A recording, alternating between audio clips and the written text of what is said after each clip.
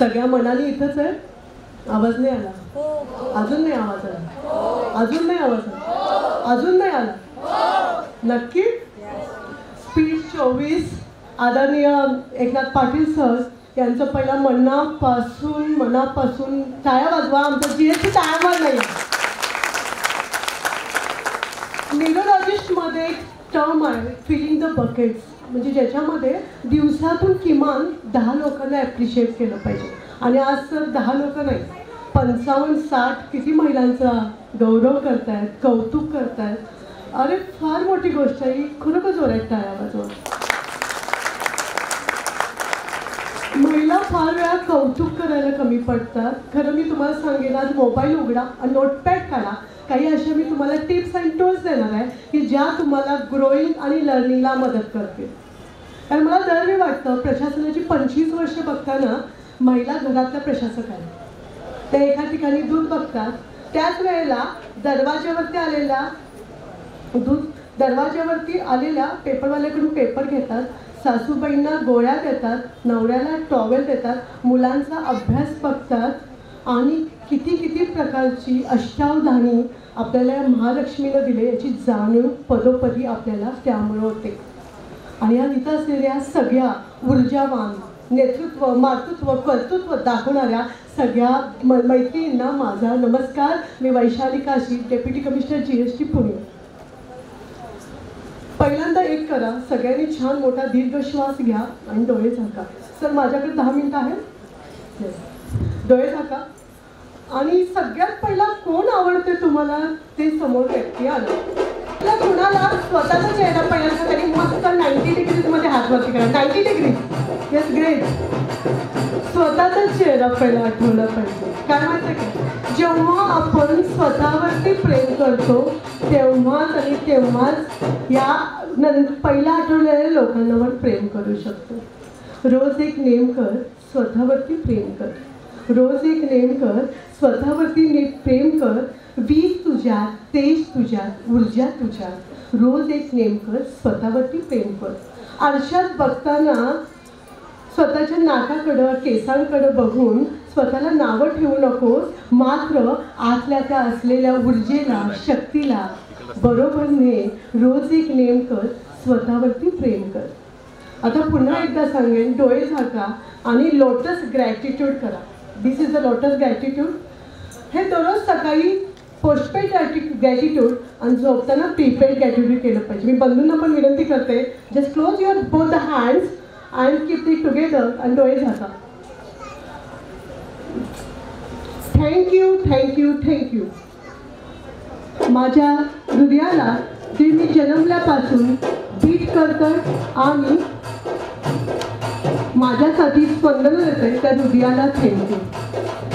दुसरा thank you, thank you, thank you, thank you माझ्या आईवडिलांना, गुरुजनांना. आईला यासाठी की जिच्यामुळं मी सुंदर जग पाहू शकले. तिसरी, अशी एक एक पंखुडी उघडीत चला. तिसरी पाकळी, थँक्यू, थँक्यू, थँक्यू. माझ्या गर्भाशयाला ज्याच्यामुळे मला मातृत्व मिळालं. त्या एवढ्या ताईनं छान सांगितलं की मी पिरियड असताना सुद्धा एवढी चांगली 300 किलोमीटर रायगडवारी केली त्या गर्भाशयाला की त्याच्यामुळं मला मातृत्व मिळालं आणि त्याला पण कधी थँक्यू म्हटलंच नाही. Thank you, thank you, thank you. माझा आजचा दिवस एकदम बेस्ट जाणार आहे आणि तो इझिली आणि एफर्टलेसली जाणार आहे, सोपा आणि सहज जाणार आहे. Thank you, thank you, thank you. मला वाटेत एखादा सुद्धा कुठलाही सिग्नल मिळाला नाही आहे. माझी कामं मी जशी ठरवली तशी होणार आहेत आणि आज मी कुणावरतीही चिडणार नाही आहे. डोळे उघडा, करू शकता. आणि please note down it in note pad. ह्याला पोस्टपेड ग्रॅटिट्यूड म्हणतात. मी फार पुस्तकं वाचली, सिक्रेट वाचलं आतापर्यंत. मला सगळ्यात आता आपल्या शाहू महाराजांच्याबद्दल आहे की त्यांचा फोटो माझ्या घरात आहे. कारण 1ली ते 4थी त्यांनी 1 रुपया दंड पालकांना ठेवला होता कारण मुलांना आणि मुलींना शाळेत पाठवा म्हणून. ते नसते ना तर आपण शिकलोच नसतो. म्हणजे त्यामुळे असं वाटतं अरे किती भारी कोल्हापुरात मी आहे. तेव्हा तुम्ही त्याच्यामध्ये दररोज सकाळी या सगळ्या लोकांसाठी कृतज्ञ राहायला पाहिजे. जेव्हा सिक्रेट वगैरे वेगळी पुस्तकं वाचली त्यात लक्षात आलं की power is in our thoughts.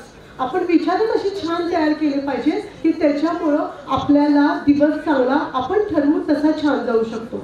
सगळं सहज आणि सोपं आहे, अवघड काहीच नाही. कधीही कुठल्या गोष्टीला प्रॉब्लेम म्हणू नका, चॅलेंजेस म्हणा, म्हणजे ती तुम्हाला संकट वाटणार नाही आणि ती तुम्हाला फेस करायची ताकद येईल. दुसरी गोष्ट, रात्री झोपताना असंच प्रिपेड ग्रॅटिट्यूड करा की ज्याच्यामध्ये माझा आजचा दिवस बेस्ट गेला त्याला थँक्यू, दिवसभरात इलेक्ट्रिसिटीला थँक्यू म्हणा, इलेक्ट्रिसिटी घरापर्यंत थांबवणाऱ्या त्या सगळ्या इन्स्टिट्यूटला थँक्यू म्हणा.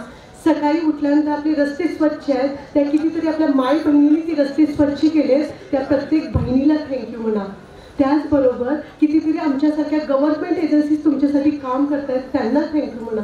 मी जेव्हा पुण्यात मेट्रोने प्रवास करते तेव्हा मला दररोज एक विचार येतो की मेट्रो बनण्यासाठी कितीतरी अधिकाऱ्यांनी काम केलं असेल, तर त्याचबरोबर कितीतरी महिला कामगार वर्गांनी ती कामाचं महत्त्व केलं. एका ठिकाणी विवेकानंद म्हणतात, जी मुलं अंथरुणाची घडी घालतात त्यांना जबाबदारीची जाणीव आहे, ती जबाबदारीची जाणीव पेरा. मुलं अंथरुणाची घडी घालतात की बघा 4 दिवस पडू दे तिथंच अंथरून, तर त्यानंच घडी घातली नाही की काय घातली ते तुम्ही बघा.